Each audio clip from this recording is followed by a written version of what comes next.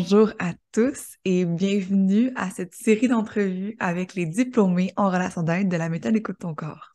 J'ai le plaisir de les accueillir et de m'entretenir avec eux pour vous partager leur parcours personnel et vous faire découvrir une des plus belles carrières professionnelles, celle de la relation d'aide. Aujourd'hui, j'invite Nathalie Sainte-Marie à se joindre à moi pour vous partager son histoire, son vécu, mais aussi sa profession et les perspectives, je dirais, très pétillantes de son avenir maintenant. Alors, bonjour Nathalie. Bonjour Charlène, avec joie de te retrouver là pour cette interview. Bonjour à tous. C'est tellement un bonheur de te présenter. Tu es, oui, une collègue, écoute ton corps. Tu Mhm. es, avec le temps, devenue une amie. Et ce qui est beau aussi entre nous, c'est qu'on s'admire mutuellement, on s'apporte énormément mutuellement. Et je suis une de tes fans maintenant de ta profession, de la façon que tu as personnalisé ton approche, de la façon que tu t'es spécialisée aussi. Chaque gradué a un petit peu comme sa spécialité. Et j'admire beaucoup la tienne. Alors justement, est-ce que tu peux te présenter, dire qui tu es, d'où tu viens et comment est-ce que tu es devenu finalement à faire la formation et à découvrir Écoute ton corps? Très bien, moi je suis Nathalie Sainte-Marie, j'ai 48 ans, je suis mariée avec Philippe, maintenant on est depuis 18 ans ensemble et j'ai une fille, Charlotte, qui est une adolescente. Et on habite depuis plus de 5 ans en région Auvergne-Rhône-Alpes, à Vichy. Et avant, je venais de la région parisienne où j'exerçais un métier dans la fonction commerciale en tant que manager commercial et ensuite manager de la communication. Et en 2017, j'ai donné un nouveau tournant à ma vie. On a changé complètement de vie avec ma famille et pour le coup aussi complètement d'activité. C'était quoi qu'est-ce qui a fait l'élément déclencheur de ce grand tournant qui a fait ce grand changement autant dans ta vie personnelle que professionnelle? En fait, j'ai fait un burn-out sévère en 2016. J'ai été arrêtée un peu plus d'un an et je suis tombée malade pendant ce burn-out. Et à l'issue de ce burn-out, j'ai commencé les ateliers Écoute ton corps et ça m'a fait un bien fou. Ça a été une grande révélation pour moi d'aller voir ce qui se passait à l'intérieur de moi. Et très rapidement, j'ai senti l'appel de m'installer en tant que consultante dans le bien-être. Et j'avais cette ligne directrice en tête d'accompagner les cas des managers comme moi, qui comme moi auraient pu vivre des difficultés émotionnelles dans leur vie professionnelle. Je trouve ça intéressant parce que souvent on se spécialise dans un de nos champs d'intérêt. Donc, quelque chose qui nous intéresse, par exemple, les enfants ou l'alimentation, quelque chose qui est pour nous un intérêt, une passion, ou souvent une expertise, quelque chose qu'on a Mhm. développé et toi, finalement, tu as vécu toutes les transformations, les prises de conscience et les libérations avec la formation Écoute ton corps qui t'a permis hein, de transformer ce qui était le burn-out, l'élément déclencheur d'une toute nouvelle aventure, hein, un tremplin dans une Mhm. nouvelle vie et de revenir aux sources pour revenir dans cet univers-là de cadre, de gestion et d'apporter les outils, les ressources que tu n'avais pas reçues à ce moment-là. Et c'est là qu'on voit comment le parcours personnel peut teinter les directions professionnelles qu'on va prendre.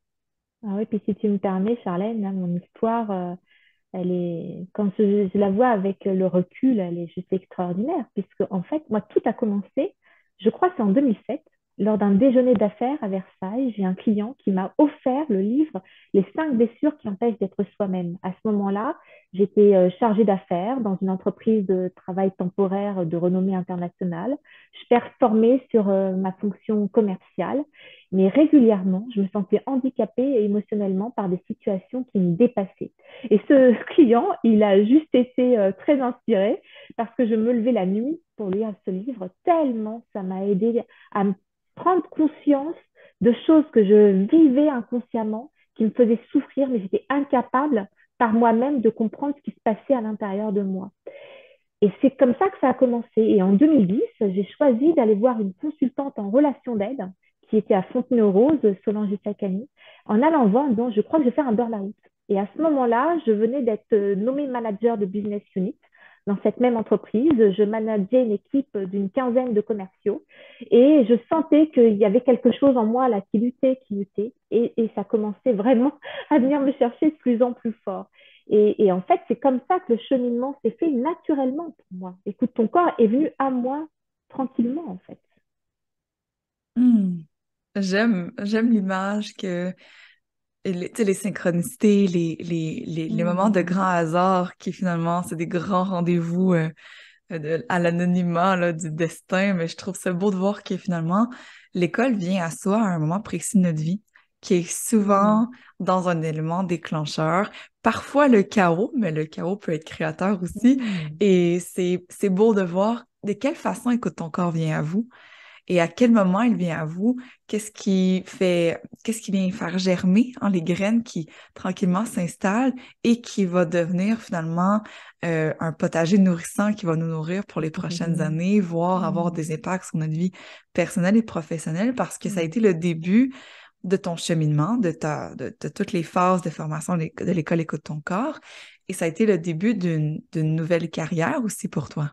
Ah oui, vraiment, parce que quand j'ai ouvert mon activité après, en octobre 2017, donc 6 mois après avoir commencé le cursus Écoute ton corps en tant qu'étudiante, je me suis lancée en essayant, quoi, en fait, hein. C'était un domaine complètement différent. J'avais fait du management commercial, marketing, communication. Jamais j'avais été thérapeute ou consultante dans le bien-être. Et puis, ça s'est maillé naturellement. Puis alors, ce qui a été très surprenant pour moi, c'est que très rapidement, on m'a sollicité pour de l'animation de stage. Et ça a été un indicateur, puisque quand j'ai fait le cursus Écoute ton corps à mon rythme, quand j'ai décidé ensuite d'aller dans la phase plutôt professionnelle pour soit devenir animateur et consultant, devinez dans quelle voie je suis allée naturellement, ça a été l'animation. Voilà. Ah, tellement. Puis par curiosité, depuis le premier atelier, Être bien, qui est le prérequis pour commencer la phase 1, donc de tout ce beau cursus, jusqu'à ton diplôme en tant qu'animatrice, combien de temps s'est écoulé entre les deux? J'ai mis, alors attends, je réfléchis, 5 ans et demi, j'ai pris mon Mhm. temps. Et Bravo. très curieusement, quand je m'étais inscrite au cursus étudiant, j'avais appelé Jean-Marie Gerbel en lui disant, est-ce que tu penses qu'en un an de temps, je peux faire la phase 1 et en 2 ans faire les deux phases? Et Jean-Marie a été très inspiré lui aussi à ce moment-là parce que c'est la meilleure chose qu'il ait pu me dire de ma vie. Il me dit, je serai toi, je prendrai le temps. Et en fait, ma phase 1, d'être en relation avec moi, j'ai mis 2 ans et demi à la faire. J'ai demandé une dérogation. Et j'ai eu besoin de prendre ce temps-là pour être douce avec moi. Être rapide, j'ai fait ça toute ma vie. Mais prendre le temps, j'avais besoin d'expérimenter pour intégrer. Hmm, tellement. Puis justement, si tu pouvais nous dire, dans cette intégration-là, quel changement t'as perçu en toi entre la Nathalie épuisée, qui était à Mm. l'aube d'une nouvelle vie, Mm. et celle d'aujourd'hui qui a pu cumuler tous les outils, les expériences, les prises de conscience, et là d'arriver à être celle extraordinaire que tu es aujourd'hui. Quelle transformation t'as ressenti en prenant le temps d'intégrer justement les enseignements? Et comme je te disais, Charlène, au début, je me rendais compte que dans mon milieu professionnel, j'avais de quoi être vraiment épanouie, mais qu'au fur et à mesure, je me sentais de plus en plus chamboulée par des états émotionnels qui me dépassaient complètement. Et en fait, les transformations que j'ai pu prendre au fur et à mesure du cursus, c'est de comprendre, de tourner le regard à l'intérieur de moi et de comprendre ce qui se passait en moi à ce moment-là. Parce que j'ai passé une grande partie de ma vie à vouloir éviter ces émotions. Et c'est là, finalement, elles me chahutaient de plus en plus. Et avec le cursus d'écoute ton corps, j'ai pu comprendre ce qui se passait en moi. Et puis, au-delà de l'observer, de l'accueillir, j'ai pu avoir des outils concrets, efficaces, qui m'ont permis, quand je me retrouvais face à ces situations-là, à nouveau souffrantes, de pouvoir mettre en pratique concrètement. Et j'avais besoin de ça. C'est là où Écoute ton corps m'a vraiment convaincue dans sa méthodologie d'enseignement. C'est parce que c'est du pratico-pratique. C'est-à-dire que ce n'est pas uniquement de l'enseignement, c'est rentrer chez moi, je pouvais mettre en place des choses au fur et à mesure. Et ça a été vraiment le début de la transformation pour moi. Hmm. Hmm. J'adore. C'est beau. Mm. C'est beau et ça a été ça a été le cadeau que tu t'es offert, toi, au niveau personnel, en tant que femme, mais c'est aussi le même cadeau que maintenant que tu offres en tant que consultante en relation d'aide, en tant que professionnelle en relation d'aide, je veux dire, en tant qu'animatrice. C'est aussi le cadeau que tu partages, hein, c'est le cadeau que tu t'es fait et que maintenant tu peux partager à travers tes animations. Est-ce que tu peux justement dépeindre un peu le portrait de quelle est ta carrière aujourd'hui, de quelle façon l'école écoute ton corps, les formations que tu as eues, la méthodologie, les diplômes, fait en sorte que tu exerces, là, quel genre de métier aujourd'hui, quel service tu offres, ça ressemble à quoi? Alors, ça ressemble à quoi? Alors, moi, je suis une animatrice dans l'âme, comme je vous ai dit. Donc, c'est de l'animation de stage que je propose en présentiel ou en ligne pour les personnes qui, comme moi, ont envie de mettre des mots, des compréhensions sur ce qu'elles vivent en termes de souffrance émotionnelle dans notamment leur vie professionnelle.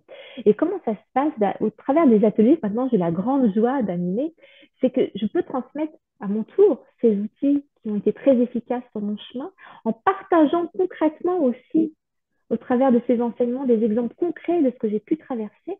Et puis ce qui nourrit la richesse de l'animation et que j'aime profondément, c'est que lors des ateliers, les participants, eux aussi, peuvent partager leur expérience.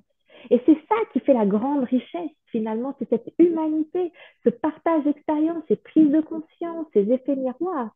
Donc, en tant qu'animatrice aujourd'hui des ateliers de 3 heures de l'école Écoute ton corps, c'est là que j'aime profondément animer.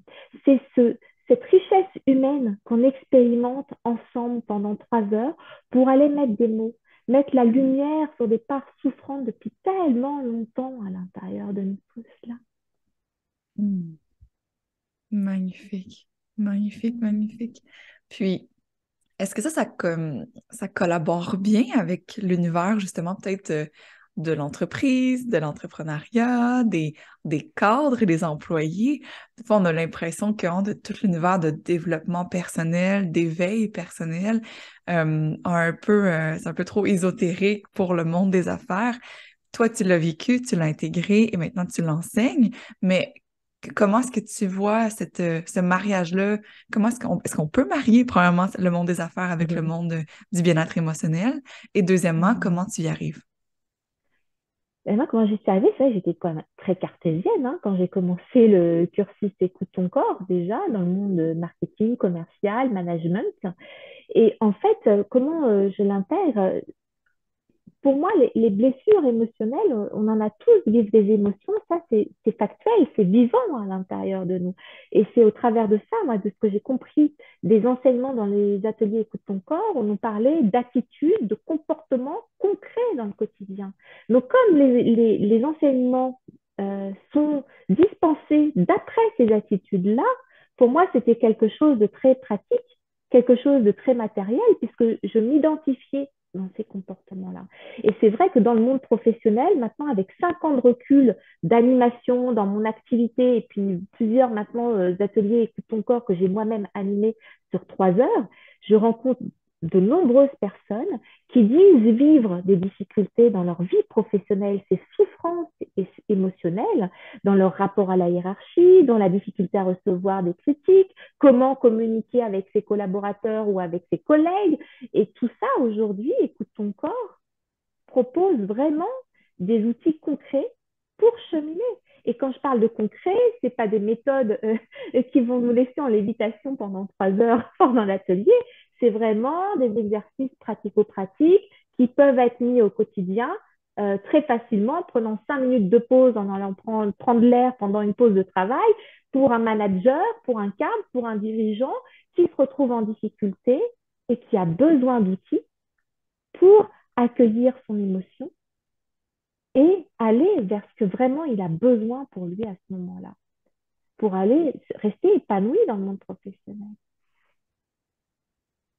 Et je trouve que tu décris bien, parce que moi aussi, j'ai un côté un peu scientifique, ben, très scientifique, mais aussi le monde émotionnel, qui est un monde irrationnel. Comment est-ce que les deux peuvent jumeler? On a l'impression que c'est au contraire, c'est opposé, mais la méthodologie de l'école, les outils sont concrets, ils sont pratiques, Mmh. même si on plonge dans un univers autant intangible que les émotions, que les peurs, que les relations. Donc, c'est Hmm. beau de voir que, bien oui, même les âmes ou les personnalités de plus cadrées, organisées, qui ont besoin de concret, une Hmm. Mais méthodologie oui. qui a du sens, qu'on base nos fondations sur du solide, ben, Hmm. on les a ici avec la méthode Écoute ton corps, mais avec toute l'ouverture du cœur de rentrer dans l'univers Hmm. émotionnel pour justement avoir une approche qu'on dit globale, d'être Oui. capable de prendre en charge avec une structure, une méthodologie qui a été prouvée, et de toucher le côté irrationnel profond des émotions, par Hmm. exemple. Donc, finalement, il n'y a pas de dualité, c'est une complémentarité et c'est ce qui fait, je sens ta force.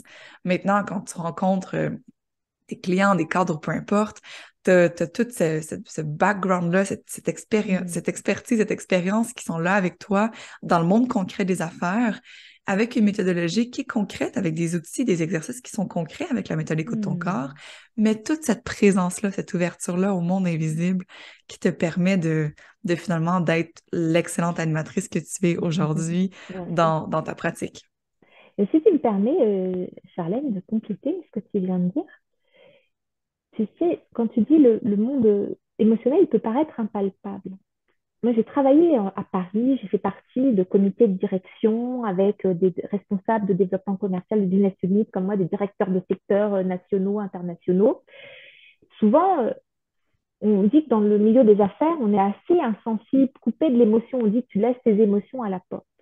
Mais aujourd'hui, moi, si là vous êtes cadre, les personnes qui écoutent, vous êtes cadre, dirigeant, manager, peu importe, ou collaborateur, vous n'avez jamais ressenti, vous, cette boule à l'estomac pendant une réunion, cette montée de chaleur, là, la colère qui monte parce que vous avez dépassé les limites, on le vit tous facilement à l'intérieur de nous, ce monde émotionnel.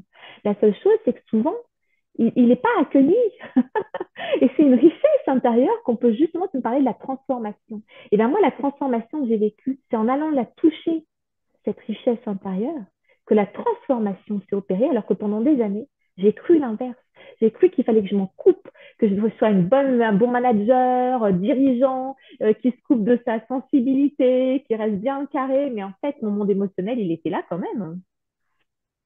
Tu viens de décrire euh, le nouveau leadership collaboratif au lieu Mm. d'être des gestionnaires autoritaires, fermés, puis Oui, se priver de cette puissance-là intérieure qui est nos oui. émotions, qui est Mm. d'identifier nos besoins, qui va être Mm. capable de tisser des relations encore plus, mon Dieu, prospères avec nos collègues, avec les employés, avec les cadres. Finalement, tu viens de mettre en lumière le nouveau leadership Oui. qui est infusé d'intelligence émotionnelle. Et tu vois, justement, quand tu fais un bon parallèle, parce que là, dans mes projets d'évolution par rapport à mon activité, que j'oriente vraiment maintenant sur comment gérer les blessures émotionnelles dans le monde professionnel et accompagner les cadres, les dirigeants, les managers pour justement avoir une aide pour gérer leurs émotions.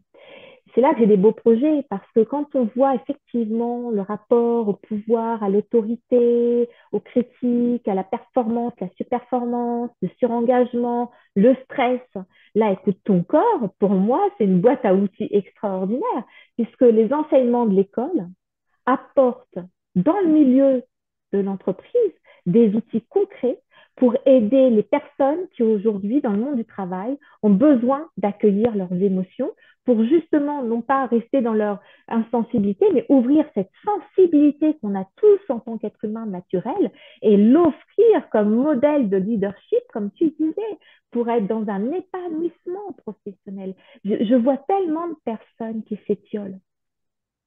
Mais aujourd'hui, s'épanouir en accueillant ses émotions pour aller vers ce qu'on veut concrètement, pour moi, ça a été le chemin de transformation et de réépanouissement que j'ai envie aujourd'hui de transmettre vraiment dans les animations.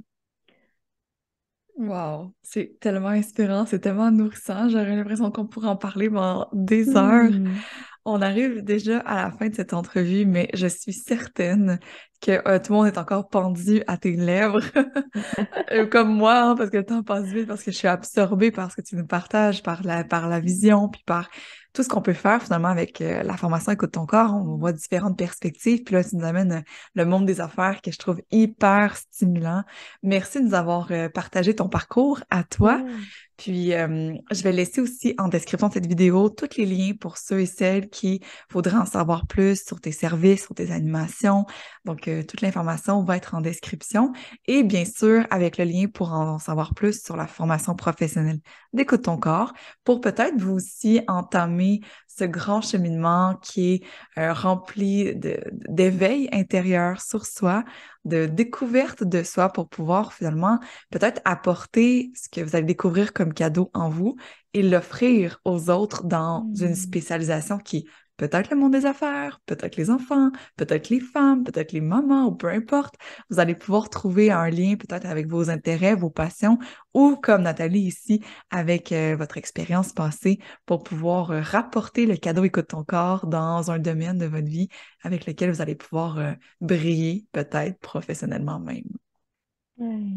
Merci Charlène, j'ai eu beaucoup de joie à partager cette interview avec toi et puis je vous souhaite vraiment à tous de vous épanouir pleinement professionnellement et de découvrir ce monde intérieur en vous qui vous permet de vous transformer. Wow! Merci. Merci à toi, Nathalie. Merci de contribuer à la mission d'Écoute ton corps, à ta façon, dans ton domaine. Merci à tous de nous avoir écoutés et c'est un plaisir de vous retrouver le mois prochain pour une autre entrevue. Merci.